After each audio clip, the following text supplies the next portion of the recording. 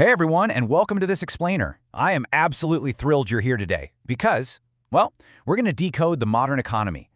Have you ever actually stopped and wondered why your paycheck is the exact specific amount that it is? Today, we're taking a giant magnifying glass to the invisible machinery operating behind the scenes of literally every single job, every hiring decision, and ultimately your own earnings. Whether you're making lattes at the local coffee shop or engineering software for some massive tech giant, you're a vital part of a huge, incredibly complex system of incentives, supply, and demand. So, let's break down exactly how this whole machine works, shall we? Okay, let's dive right into this. Why on earth does a highly specialized tech professional make drastically more than, say, an unskilled service worker? I mean, it's a question that sits right at the very heart of wage differences and modern career planning. But to really understand it, we kind of have to strip the emotion away. We have to look at the raw, nuts and bolts mechanics of the labor market. And honestly, it all comes down to two major microeconomic forces: the demand for a specific type of labor and the supply of the actual skills needed to do it. To wrap our heads around the demand side, we've got to look at a concept called marginal productivity. Think of it like this. In the labor market, businesses are essentially the consumers. And what exactly are they consuming? Well, your labor. But they aren't paying you just to, show up and drink the free coffee. They're paying for the actual output you generate. A highly trained engineer can write a piece of software that generates millions of dollars in revenue. Because that specialized knowledge makes them incredibly productive, the business's demand for that specific labor goes absolutely sky high, which, you guessed it, pushes their wages up. Right, so now let's flip it and look at the supply side. Households, meaning you, me, everyday people, we act as the suppliers of labor. And the supply for any given job is heavily restricted by what we call human capital. Human capital is really just a fancy term for the education, the technical skills, and the abilities a worker brings to the table.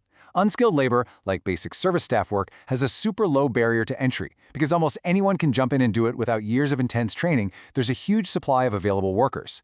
That high supply pushes wages down toward an equilibrium point. But those high-level skills? They are incredibly scarce because they require a massive investment of time, money, and education. And this brilliantly illustrates the real-world outcome of that dynamic, and honestly, it's pretty stark. Just look at the massive difference in unemployment rates when you break it down by educational attainment. Workers without a high school diploma are looking at an unemployment rate of around 8.6%. But those with a bachelor's degree or higher, they're sitting way down at a mere 2.7%. To put that in perspective, the modern economy has essentially evolved into a system that heavily rewards the most educated, while unskilled workers are left facing intense competition and stagnating wages. It's a harsh reality, but it's totally dictated by the unyielding laws of supply and demand.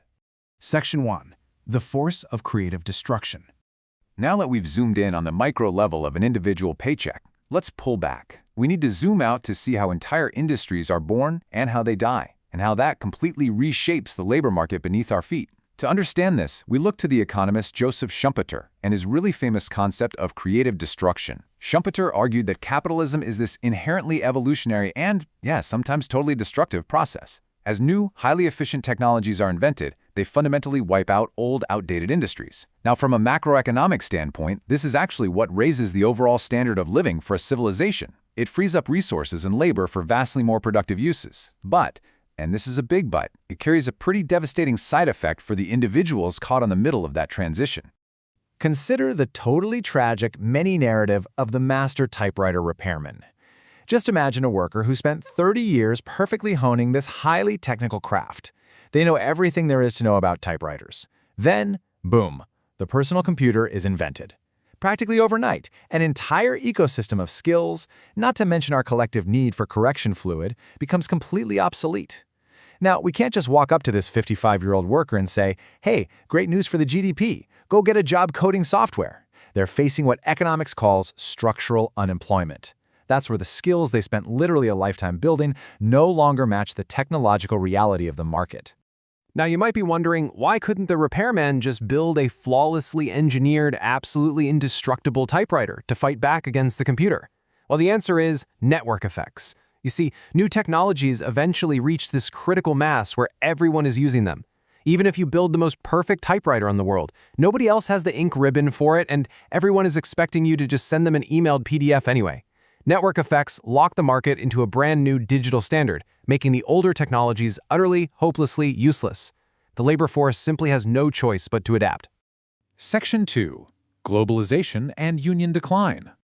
Okay, let's zoom out even further. We're talking all the way to the global stage. Over the last 60 years, international forces have fundamentally shifted the entire structure of domestic labor. It's transformed what we produce and, crucially, how workers negotiate. Take the United States, for example. It has transitioned from a low-skill, manufacturing-heavy economy to a high-skill, highly diversified service economy. Think about it. 60 years ago, basic manufactured goods and clothing were made right here domestically. Today, driven by the constant search for comparative advantage, the production of those low-skill goods has largely moved overseas, to places like Bangladesh, Vietnam, and China. Meanwhile, the U.S. has shifted its focus to high-value exports, like logistical know-how, engineering, technical consulting, and pharmaceuticals. And we really must impartially look at the mechanics of how this massive global shift impacts everyday workers. Globalization basically allowed businesses to move manufacturing to low-wage countries, and those countries often lack any sort of union representation. This fierce, cutthroat international competition systematically weakened the bargaining power of American labor unions. I mean, when a factory can just be packed up and moved overseas, domestic workers completely lose their leverage in wage negotiations. Economic data clearly shows that this decline in union leverage, which is tied directly to the growth of the service sector and globalization, is a major contributing factor to the rising income inequality we see within the domestic economy today. Section 3. Expanding the economic pie. So when we shift our focus to the global mobility of labor, we encounter a concept that actually challenges a very, very common assumption. The standard thought process goes something like this. If you increase the supply of labor through immigration, wages mathematically have to fall, right? Because there's more competition for jobs. But as economist Benjamin Powell points out, that completely ignores half of the equation. Immigrants are not just laborers, they are consumers. Let's walk through the actual mechanism here step by step. Yes, immigrants enter the labor force, which absolutely increases the supply of labor. But the moment they arrive, they need to rent apartments, buy groceries, purchase clothes, pay for healthcare, the list goes on. This new, massive wave of consumption creates an entirely new demand for goods and services. And who makes those goods and services? Other workers. So this new consumption actually increases the overall demand for labor. The economy isn't just some fixed pie where someone taking a slice leaves less for you. Expanding the labor supply effectively expands the size of the entire economic pie itself. Furthermore, the U.S. economy specifically benefits from a phenomenon known as brain drain. Because marginal tax rates are often much higher in Europe than they are in the United States, highly skilled professionals, we're talking scientists, engineers, doctors, they often migrate to places where they can keep a larger share of their earnings. In fact, a massive percentage of modern tech patents are generated by first-generation immigrants. By basically siphoning this top-tier human capital from abroad, the U.S. steadily increases its own domestic innovation and its overall productive capacity. For the host country, it's an absolute net gain of immensely valuable skills. Section 4. The AI and education question. All right, so we've decoded the past and the present, but how are these economic rules going to hold up tomorrow? For anyone planning their career right now, the absolute crucial point is understanding the type of capital being created today. Historically, physical capital, like say a pneumatic jackhammer, mostly enhanced human labor. One single worker with a jackhammer could do the work of 10 guys with sledgehammers, making them vastly more productive. But artificial intelligence? That is a totally different beast. AI doesn't just replace physical exertion. It threatens to replicate the actual human capital, the deep cognitive skills, the data analysis, and even the creativity of highly trained professionals. Which leaves us with this final, incredibly provocative thought. We learned earlier that the historical cure for structural unemployment was always extensive retraining and higher education.